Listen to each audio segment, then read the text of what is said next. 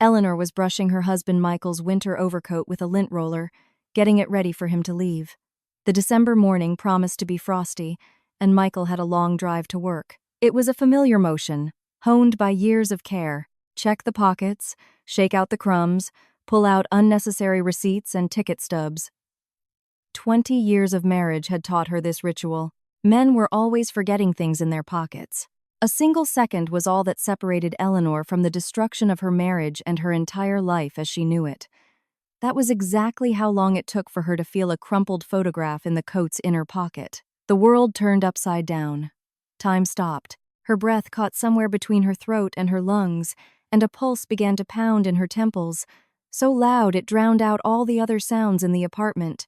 There were 3 people in the picture. Her husband, a young woman with thick chestnut hair and a delicate oval face, and a boy of about 4 with Michael's eyes the very same gray-green. The child was clinging to the man's knees with the same trust their own children once had. On the back, in neat, feminine handwriting, penned with special care, it said, "A warm hello from home, to make our time apart a little less bitter, and bring a smile to your face."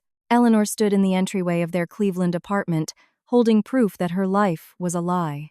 Outside, December was blanketing the city in its first real snow, and from the kitchen came the smell of coffee and the voices of her family, an island of warmth that had just been revealed as a mirage. "Mom, we're going to be late!" Hannah shouted from the kitchen. Her daughter's voice had that particular note of morning rush. Eleanor quickly took a picture of the photo with her phone and shoved the original back into the coat's inner pocket.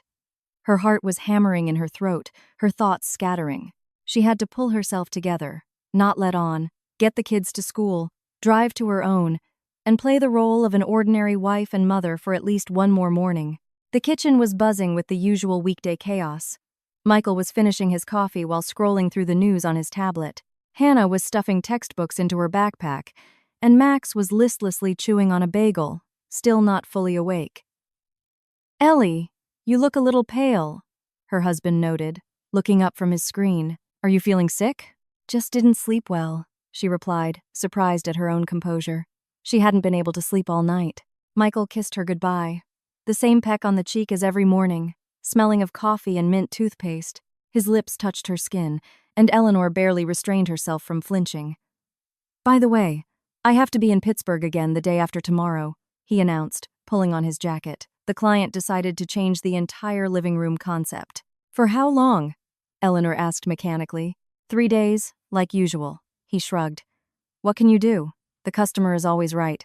Like usual." Those words echoed in her chest with a dull ache. Now, every one of his previous business trips took on a new, monstrous meaning. The drive to school was a blur.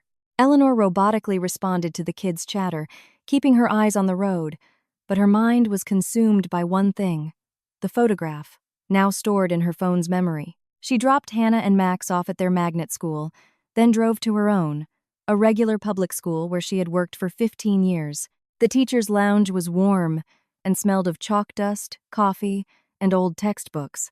Her colleagues were preparing for their classes, discussing plans for the holidays. An ordinary morning on an ordinary day. Olivia was sitting at her desk, grading papers poised, in a sharp suit, her hair pulled back in a neat bun. Their friendship had begun back in teachers' college and had withstood the test of years. If there was anyone she could confide in, it was her.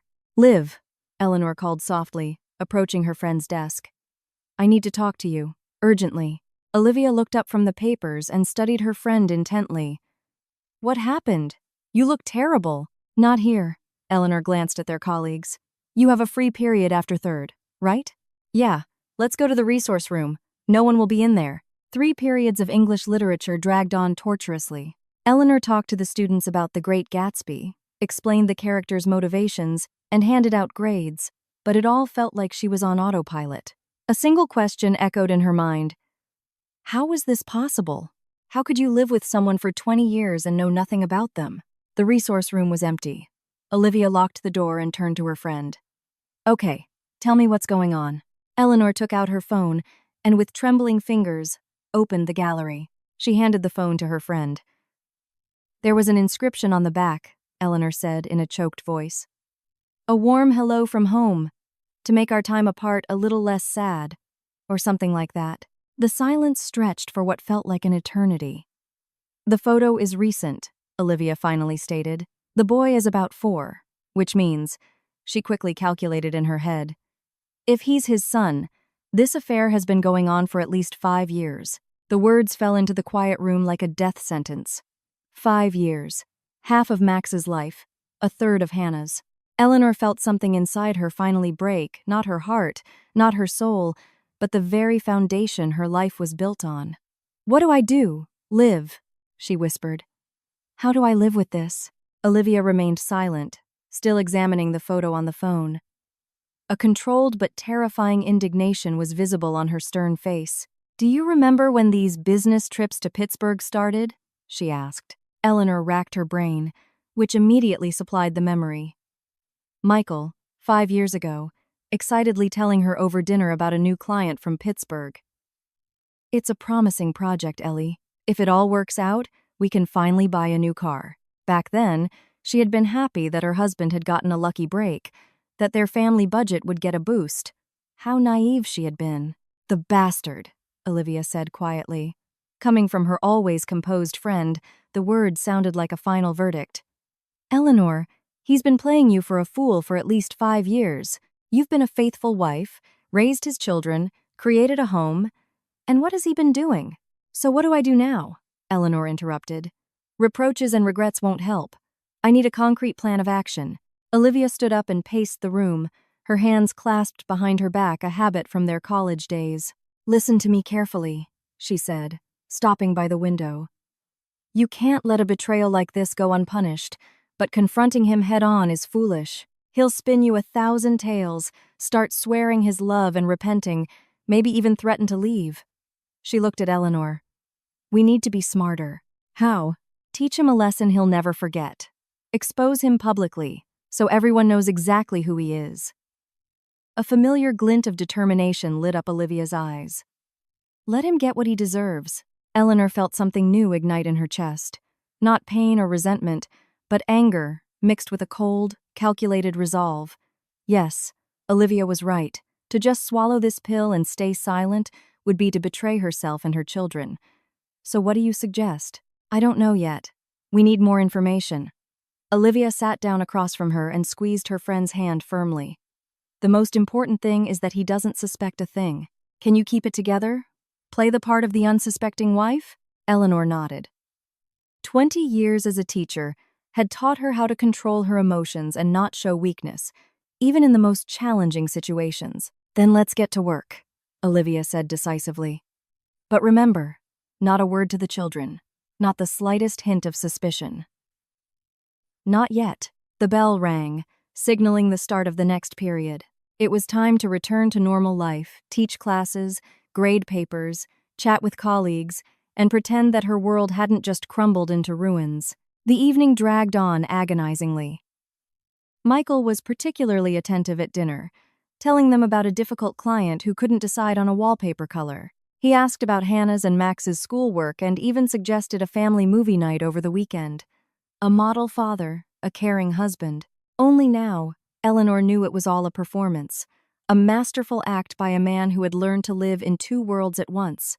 Eleanor nodded, smiled, and answered his questions.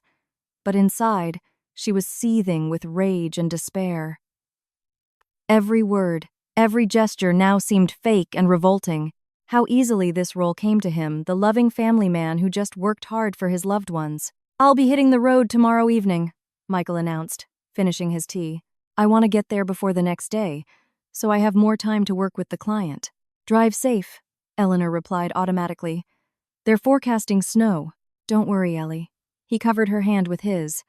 "I'll only be gone for a little while." Her husband's hand, warm, familiar, with a callus on the middle finger from holding a pencil, now felt repulsive. Eleanor barely stopped herself from pulling her hand away. The children went to their rooms, Hannah to study for a test, Max glued to his computer. When Michael went to take a shower, she knew. It was time. Her husband's phone was on the nightstand, and this was her chance to find clues that would help her understand the true scale of his double life. Her heart pounded so loudly she thought he could hear it in the next room, but her resolve and sense of betrayal were stronger than her fear. It was time to learn the whole truth, no matter how bitter. Eleanor picked up the phone with trembling fingers and unlocked the screen. She knew the password, their wedding date. He'd never hidden it from her. What an irony. The screen lit up, and Eleanor found herself on the familiar home screen. She had 10 minutes max. Michael liked long showers, but it wasn't worth the risk. First, she checked his messaging apps. All clean. Conversations only with clients. A few friends, colleagues, family. Not a single suspicious contact. No hint of personal correspondence with a woman. Either he used other apps or he constantly deleted his message history. Most likely the latter. Michael was a cautious man. The contact list was more informative. Hundreds of names, colleagues, clients, suppliers, acquaintances. Eleanor scrolled through the list, looking for unfamiliar female names. She recognized most of them.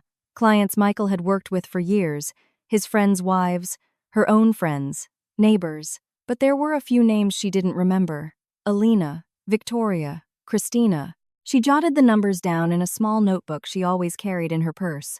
Then she turned her attention to his business contacts. Tire shop, auto service, Efferoff, attorney, plumber, electrician. Michael did have a lawyer for contracts, and he handled his own car maintenance. But her intuition told her that the name of his mistress could be hidden behind one of these generic titles. The descriptions were too vague. Just in case, she wrote those numbers down too. The water in the shower stopped running. Time was running out. Eleanor quickly scrolled through his recent calls. Nothing suspicious. All familiar numbers. She placed the phone back on the nightstand, in the exact same position she had found it. Michael emerged from the bathroom with a towel wrapped around his waist, looking content and relaxed. "You're still awake?" he asked in surprise. "Usually, you're in bed with a book by now." "Big day tomorrow," Eleanor lied. "We have a staff meeting, and I'm a little nervous." He kissed her on the temple and lay down beside her. A few minutes later, he was sound asleep, breathing peacefully.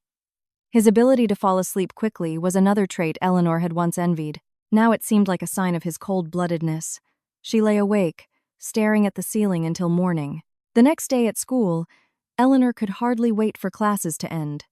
The final bell rang at 2:30 p.m., and by 4, the teacher's lounge was empty. Her colleagues had gone home or to after-school activities. Eleanor was left alone with a list of numbers and a grim determination to get to the truth. Victoria turned out to be a bank's automated answering service. Christina and Alina were longtime clients. False leads. Eleanor moved on to the business contacts. Tire shop was, indeed, a tire shop. A gruff male voice offered to schedule her for a diagnostic. Efferoff, attorney, was answered by a man with a deep, professional voice, and Eleanor, not wanting to prolong her investigation, hung up immediately. That left electrician, plumber, and auto service. Eleanor dialed the number for auto service, listened to the long rings, and prepared to hear another male voice. "Hello?" A pleasant female voice answered. Eleanor's breath caught. "Hello?" she began cautiously. "Is this an auto service center?" "I'm sorry, but you have the wrong number," the woman replied politely. "Oh, what number is this? May I ask your name?" "This is a personal line. My name is Sarah." The world tilted. Sarah, the same Sarah from the photograph. Eleanor sat in the empty teacher's lounge, clutching the phone, trying to figure out what to say next. Only one thought pulsed in her head. I found her. I'm sorry to bother you," she finally managed to say.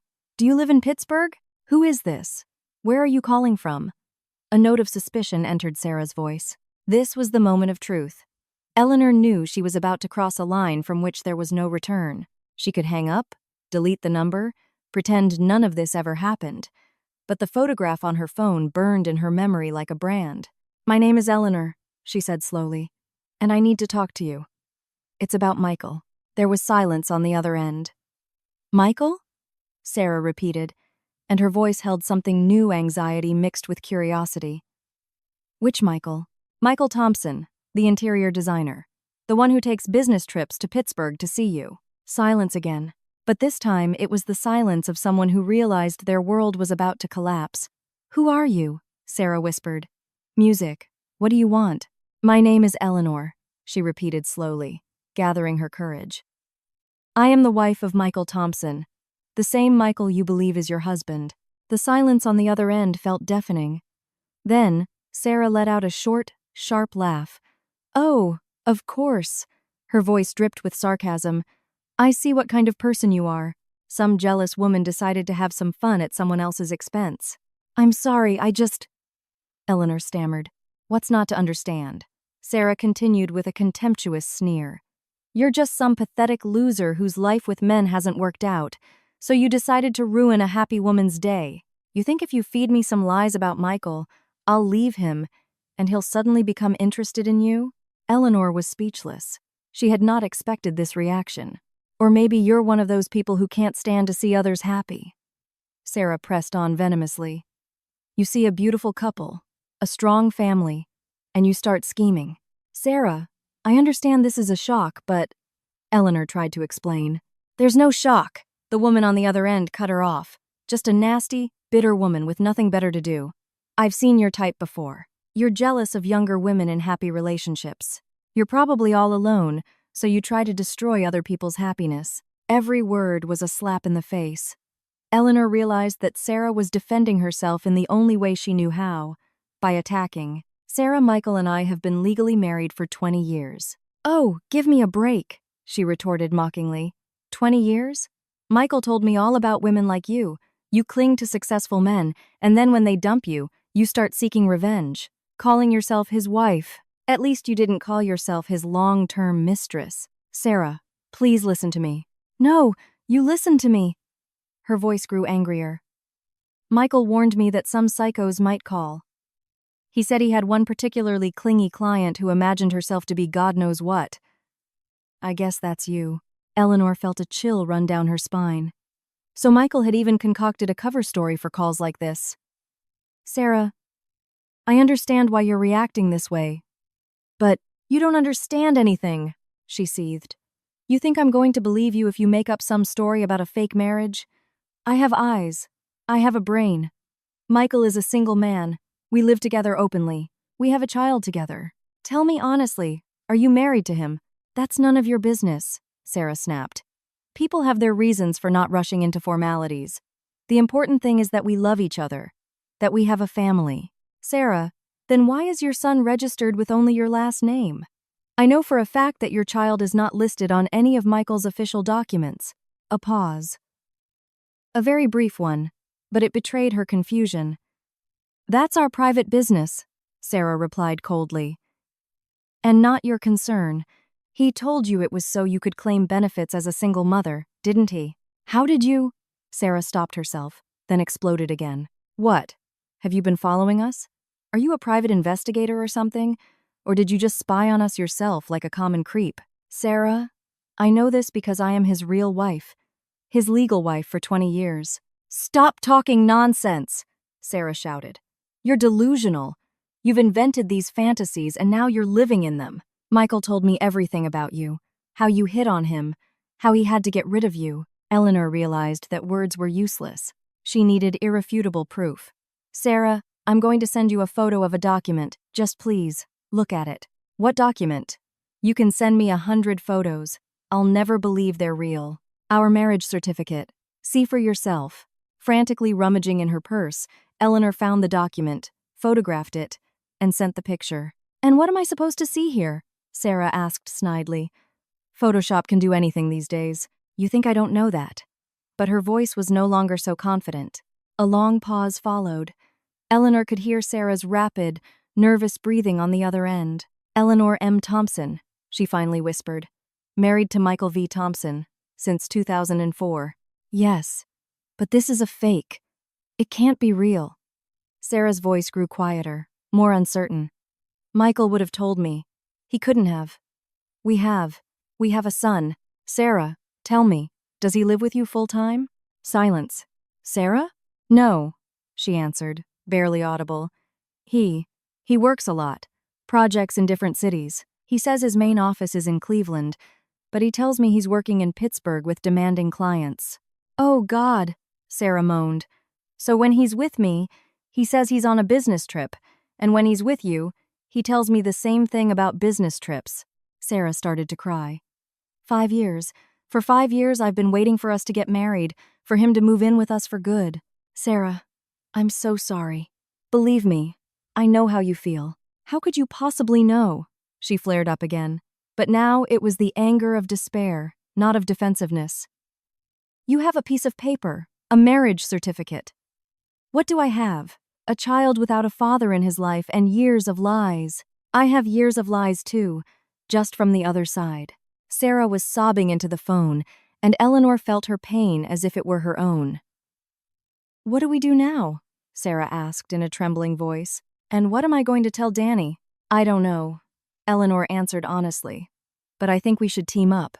We're both his victims. Team up? How? Teach him a lesson. Show him what happens to people who play with others' lives. A long pause hung in the air. What are you proposing? Sarah asked quietly. What's the plan? Music. Half an hour later, after hearing the entire plan from start to finish, Sarah was silent, processing what she'd heard. The plan was audacious, but well thought out.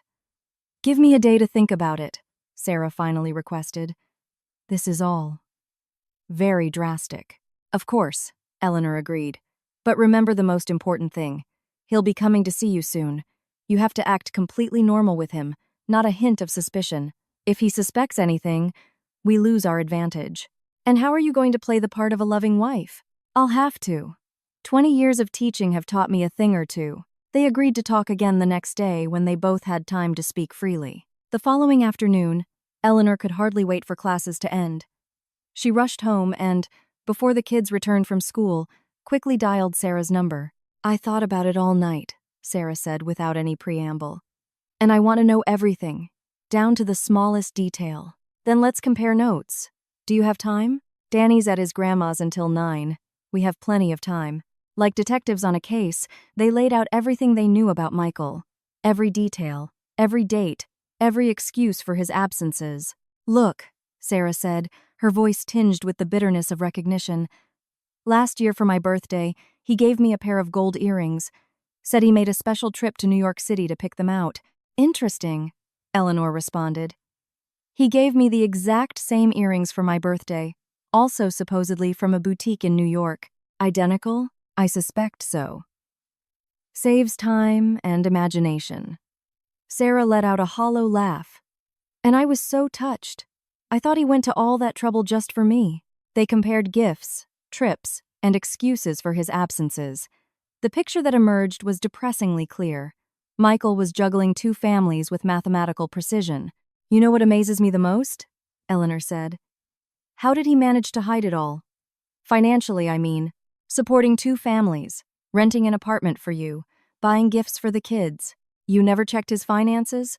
Why would I? I trusted him. Eleanor scoffed at her own naivety. Do you know how much he makes? He said his income was unstable, feast or famine. Sometimes he'd bring home a large sum of cash and say he'd closed a big project. And he told me about a crisis in the design industry, that clients were cutting back, that there were fewer jobs. Eleanor paused. Something wasn't adding up. Sarah, do you know exactly where he works? What company? He said he was self-employed, freelance jobs, individual projects. He told me the same thing. But Sarah, don't you find it odd that an interior designer is constantly on business trips? Usually clients come to the office or studio. Michael explained that he works on properties outside the city, suburban homes, vacation houses. Said he needed to be on site to see everything. That sounds logical, Eleanor mused. But it's still strange. That evening, after her call with Sarah, Eleanor decided to conduct her own investigation. She waited until the kids were in bed and began examining their household documents, bank statements, tax returns, bills, everything she could get her hands on. Michael never hid financial documents from her, but he didn't actively involve her in the details either. What she discovered stunned her. Officially, Michael's declared income was about half of what he was actually spending on their family. According to the paperwork, he was barely making ends meet.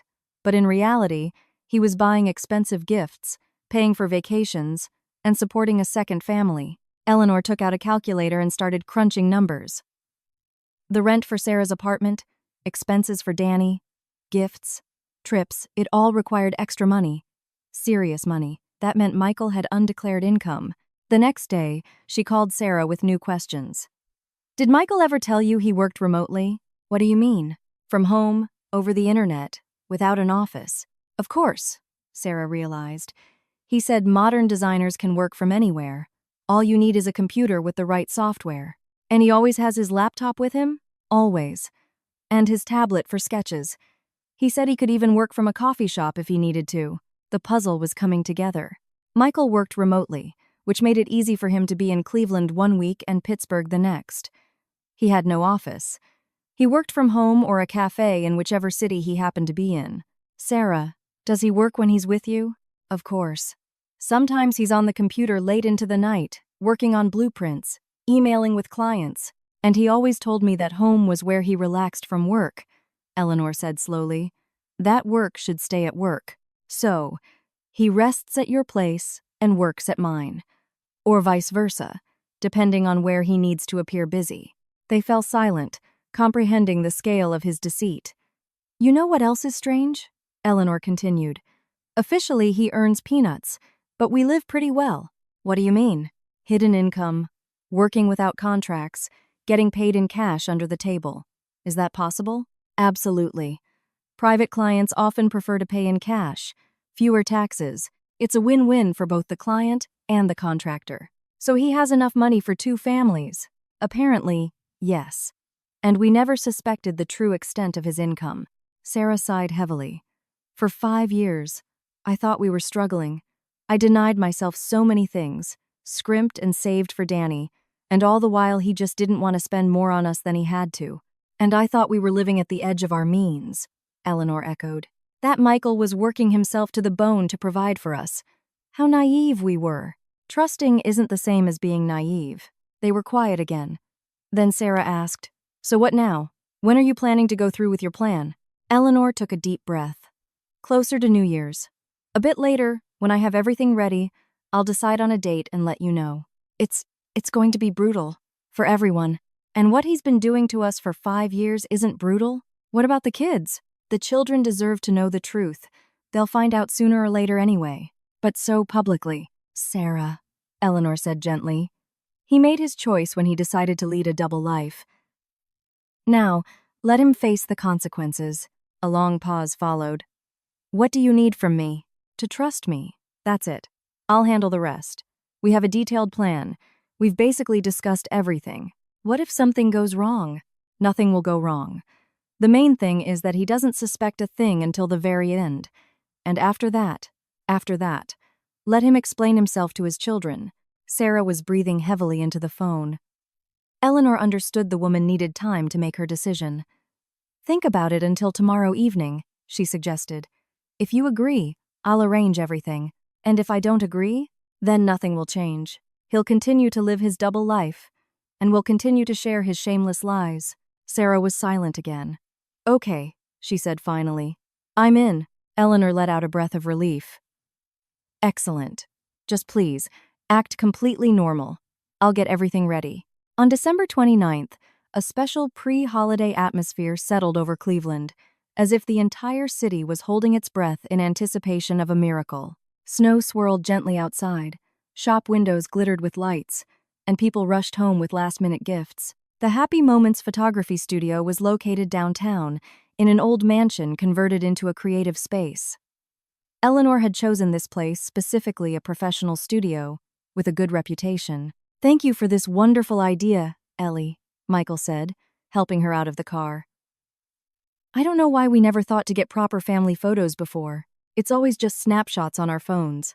The time has come, Eleanor replied, and there wasn't a hint of falsehood in her voice. The time had indeed come, just not for what Michael was thinking. Linda, Eleanor's mother, looked elegant in a dark blue dress and a pearl necklace inherited from her great-grandmother. Hannah wore a new black dress with a lace collar, and Max fidgeted in a white button-down shirt and tie, constantly tugging at his sleeves. All right, family, ready to be stars? Michael joked, adjusting his own tie. He was in an excellent mood, rested after a successful project in Pittsburgh, pleased with the upcoming holidays, full of plans for the new year. The perfect family man. The studio greeted them with warmth, the smell of coffee, and the soft glow of professional lights.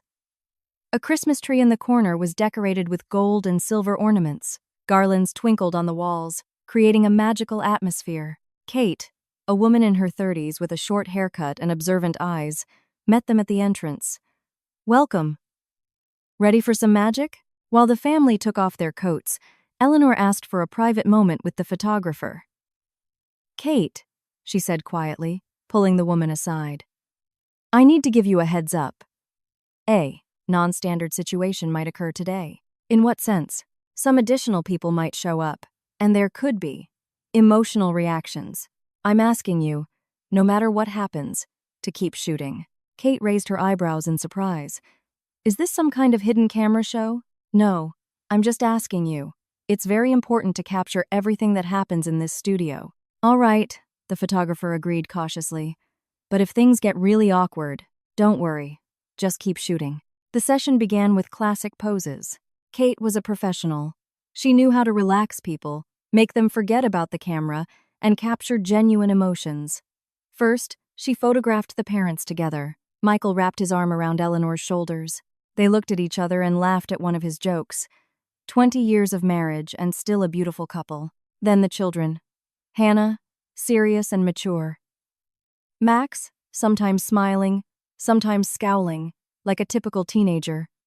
Then each parent with the kids. Michael tossed Max in the air, even though he was almost as tall as him. He kissed Hannah on the cheek and made funny faces.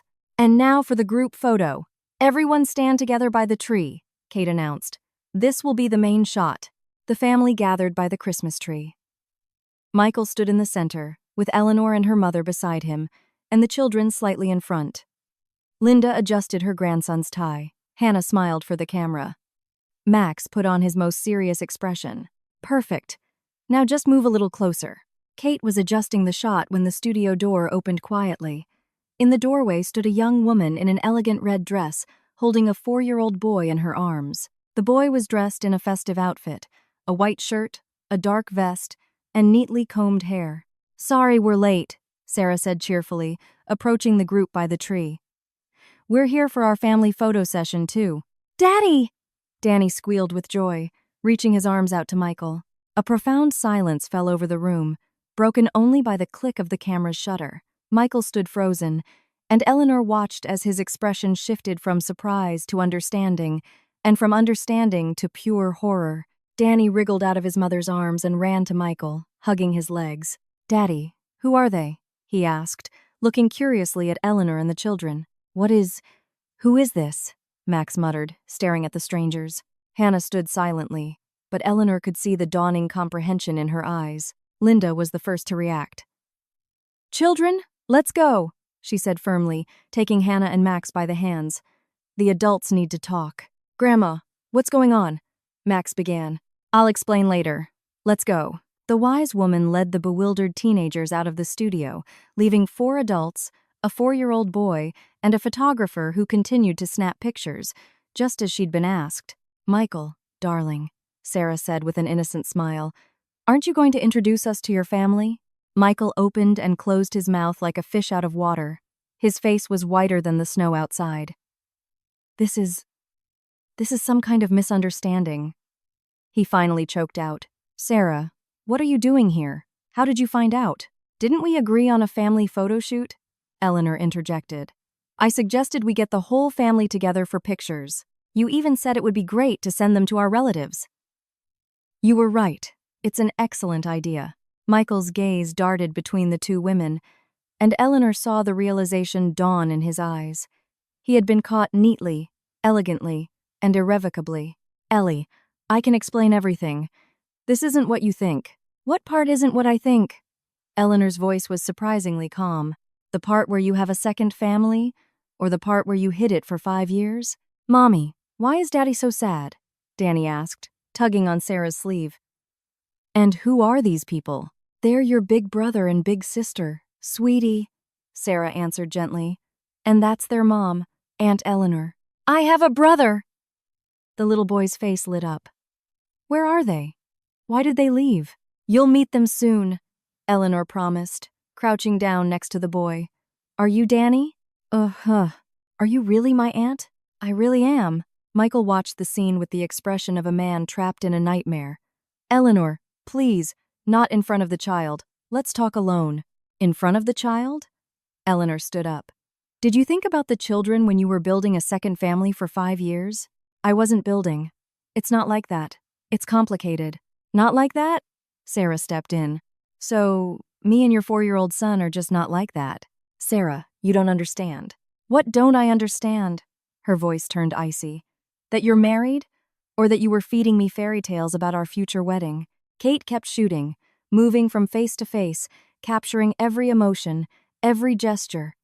The woman had truly professional composure.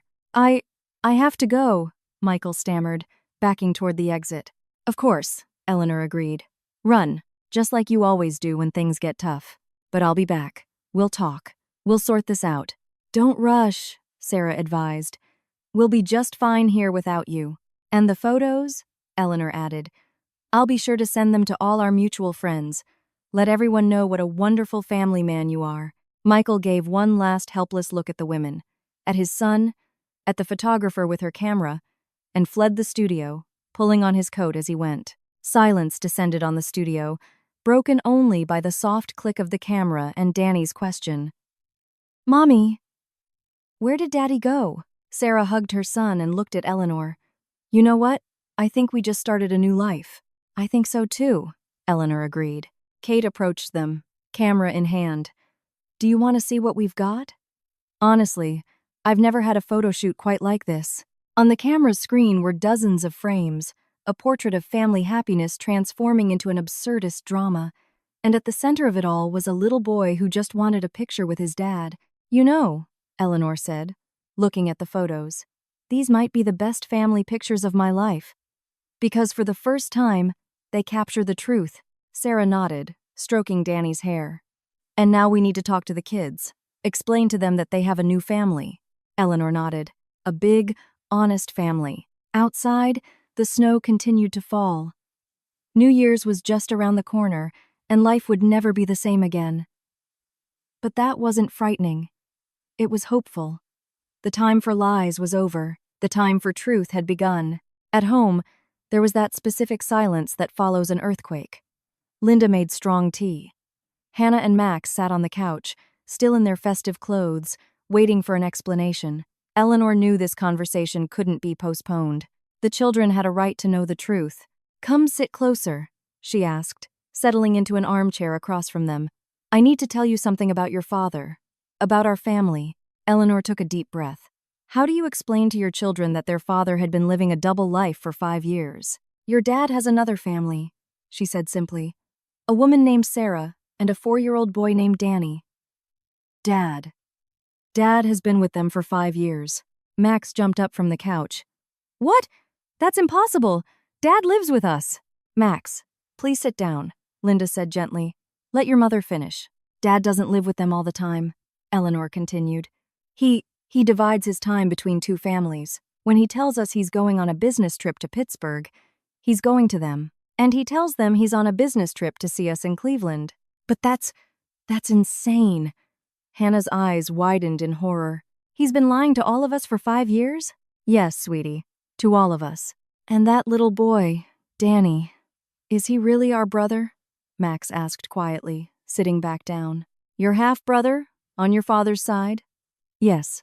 And he didn't know anything either? A note of sympathy entered Hannah's voice. He's so little. He didn't know. Just like you didn't know about him. Eleanor took out her phone, the screen displaying the photo that had started it all, and showed it to her children. I found this in your dad's coat pocket a few weeks ago. The children silently studied the picture.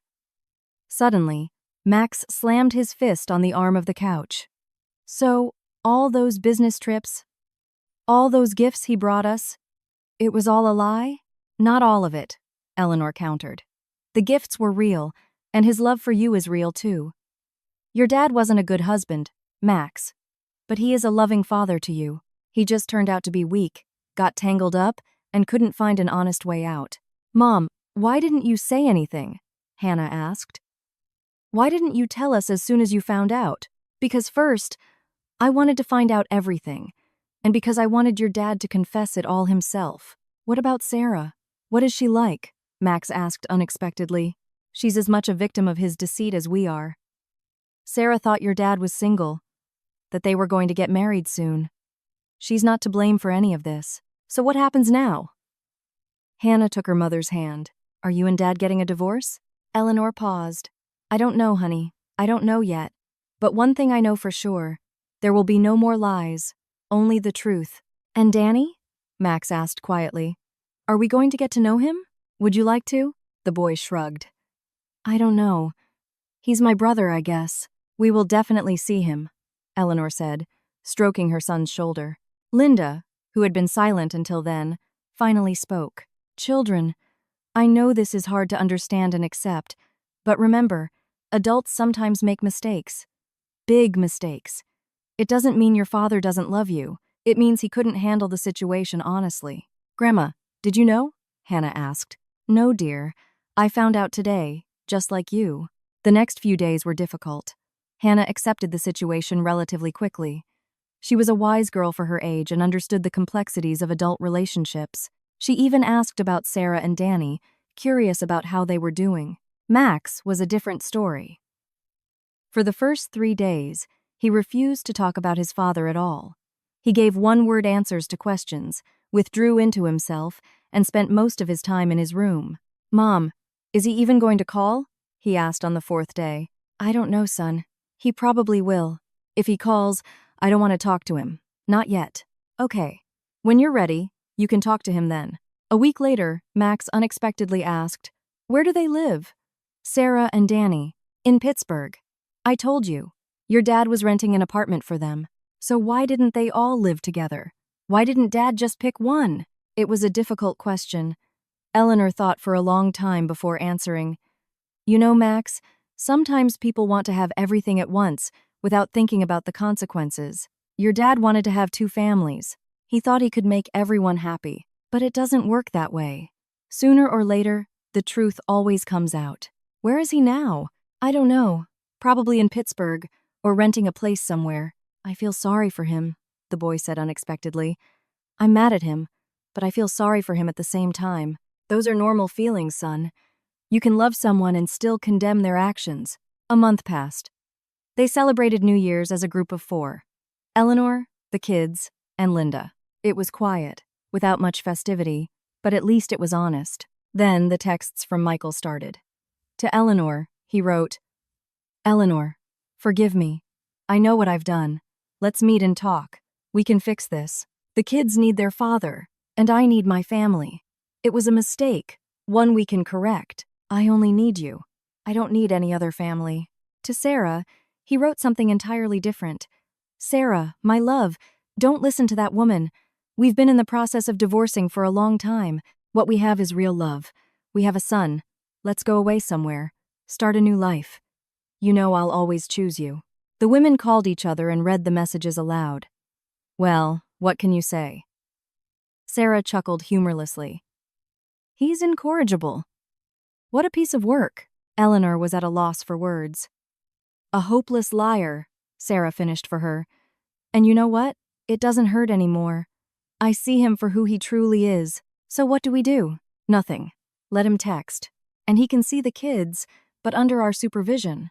And with no illusions about getting either family back.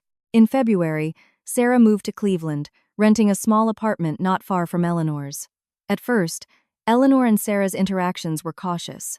There was too much pain in their shared history. But the children became a bridge between them. It's hard to keep your distance when your son adores her daughter, and her son calls you auntie. Danny turned out to be a sunny, open-hearted child. He quickly grew attached to Aunt Eleanor and the big kids, as he called them. From their first meeting, Hannah took him under her wing, playing with him, reading him books, and helping him with his drawings. Max kept his distance for the first few weeks, but the little boy was persistent. He constantly asked his big brother to play with him, to show him something interesting, and Max gave in. He taught Danny how to play with a soccer ball in the hallway, build with Legos, and draw cars. You know, he told Eleanor one day, he's a good kid, that Danny. It's not his fault. Of course it's not, honey. He's just a child. He's really my brother, only on your father's side. But yes, he's your brother. Then I'm going to protect him. He's little. Eleanor hugged her son. It was in that moment she knew everything would be okay. Michael called occasionally, asking to see the children. The women allowed it. The children had a right to a father, no matter what he was like, but forgiving him was not on the table. Aunt Eleanor, Danny said one day, climbing onto her lap.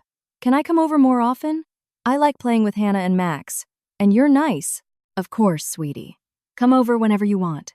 You're our boy. Ours? He asked, surprised. Of course. You have a big family now. Mommy, Sarah, Aunt Eleanor, Sister Hannah, Brother Max, and Grandma Linda. A whole family, Danny thought for a moment. And Daddy Michael?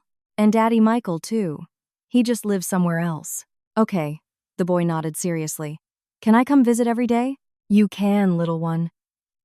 Every day, Eleanor laughed, and she realized, yes, they had become a family. An unusual one, assembled from broken pieces, held together by truth instead of lies, but a family, a real music family. March brought the first truly warm days, and it seemed that along with the winter, the last traces of their old life were melting away. Michael disappeared as suddenly as he had once appeared in Sarah's life, without explanation, without goodbyes, without any attempt to fix things. First, he just stopped answering messages. Then, he missed a scheduled meeting with the children. Eleanor and Sarah waited in the park for half an hour until Danny asked, "Where's Daddy?" "He must be sick," Sarah lied to her son. "We'll see him another time." But there was no other time. Michael's phone went unanswered. The apartment in Pittsburgh was rented out to new tenants, and attempts to find him through mutual acquaintances led nowhere. It was as if he had evaporated, leaving behind only memories and unpaid bills. "Mommy, why doesn't Daddy come anymore?" Danny would ask for the first few weeks. "Is he mad at me?" "No, sweetie," Sarah would patiently explain. "Daddy had to go far away for work. Will he come back?" "I don't know, honey. Maybe someday." But time passed, and the questions became less frequent. Danny quickly adapted to his new life, one where he had Mommy Sarah, Aunt Eleanor, Grandma Linda, Big Sister Hannah, and Big Brother Max. It turned out to be more than enough for a child's happiness. Max reacted to his father's disappearance in an unexpected way. "You know, Mom," he said one evening while helping with the dishes, "I actually feel relieved. I don't have to pretend everything's okay when he calls." "You don't miss him?" "I miss the dad I used to know." "The real one?" The boy thought for a moment. "I don't know who he really was. Maybe I never really knew him at all." Hannah became a true older sister to Danny. She would walk him to preschool when Sarah was busy, read him bedtime stories, and teach him how to tie his shoes and recognize letters. The boy became so attached to her that he sometimes mixed up their names and called her Mom. "I'm not Mom. I'm your sister," Hannah would patiently correct him. "What's the difference?" Danny would ask, puzzled. "You love me, right?" "Of course I love you. But you only have one mom, Sarah. Can you have lots of sisters?" "You can." "Then you're the most important sister." The relationship between Eleanor and Sarah grew much warmer. They started tackling household issues together, helping each other with the kids, or just talking. It turned out they had a lot in common besides Michael. "You know what I've realized?" Sarah said one evening as they sat in Eleanor's kitchen after putting all the kids to bed. "All my life, I dreamed of having a big family. And now I have one. It's just not at all what I imagined." "What did you imagine?" Eleanor asked, pouring tea. "You know, husband, wife, kids. The standard package." "Why better?" "Because, honestly, none of us are here out of obligation or because of a piece of paper. We're together because we want to be together." Eleanor nodded. In the year that had passed since that fateful photo shoot, she had thought a lot about what family means. She had concluded that family isn't necessarily about blood ties or official documents. Family is people who care for each other, support each other in difficult times, and celebrate holidays together. The next New Year's, they celebrated as a group of 6, 2 women, one of their mothers, and 3 children. Linda baked a huge cake. The kids decorated the tree, and Sarah and Eleanor cooked a festive dinner. "Mom, is Dad coming?" Danny asked just before the ball dropped. "No, sweetie," Sarah replied. "But there are a lot of us anyway, right?" The boy looked around at the family gathered at the table and nodded. "Yeah, a lot. And we all love each other," Eleanor added. "And that's the most important thing." After everyone had gone to bed, The women stayed in the kitchen, finishing their tea and reflecting on the year. "It's strange," Sarah said, looking at the new photos on the refrigerator. "A year ago, I thought my life was ruined. Now I realize it was just beginning." The fridge was adorned with pictures from kids' parties, shared outings, birthdays, ordinary family photos. In all of them were 5 smiling faces, without Michael, but with genuine happiness. "You know what I think?" Eleanor said. "He did us a favor by disappearing from our lives. We stopped living in anticipation, stopped hoping he would change, that things would somehow work out. We just started living." "That's true," Sarah agreed. "I used to think happiness was having a man by your side. Turns out, happiness is being surrounded by honest people. It's hearing children laughing in the house and knowing no one is deceiving anyone, and not having to wonder where your husband is or who he's with." They laughed, a light sound, free of bitterness. The pain was gone. All that remained was the understanding of how lucky they were to be free of a man incapable of an honest relationship. "And you know what makes me happiest?" Eleanor asked. "The kids. Look at them. Hannah has become even more responsible. Max has matured. And Danny is just happy. He told his preschool teacher yesterday that he has the best family in the world." Sarah smiled. "Kids adapt quickly, faster than adults. They don't have our prejudices about what a family is supposed to look like." Outside, a new day of a new year was beginning the year of their new, honest life. A life without lies, without secrets, without the constant expectation of betrayal. The refrigerator hummed quietly nearby. The half-finished tea cooled on the table, and somewhere in the kids' room slept 3 children who had fallen asleep happy and loved. And that was far more important than any stamp on a marriage certificate. Dear listeners who have accompanied me until the end of my story, how did you find today's tale? I'm curious about the impression it has left in your hearts and the thoughts it has sparked in you. Please feel free to share your impressions and opinions in the comments. I will carefully read each of them. The likes and subscriptions you give me are the greatest source of strength and motivation for creating better stories in the future. Please don't forget to do so. I sincerely wish that your life is always filled with happiness and good fortune, and that the warm light in your hearts never fades.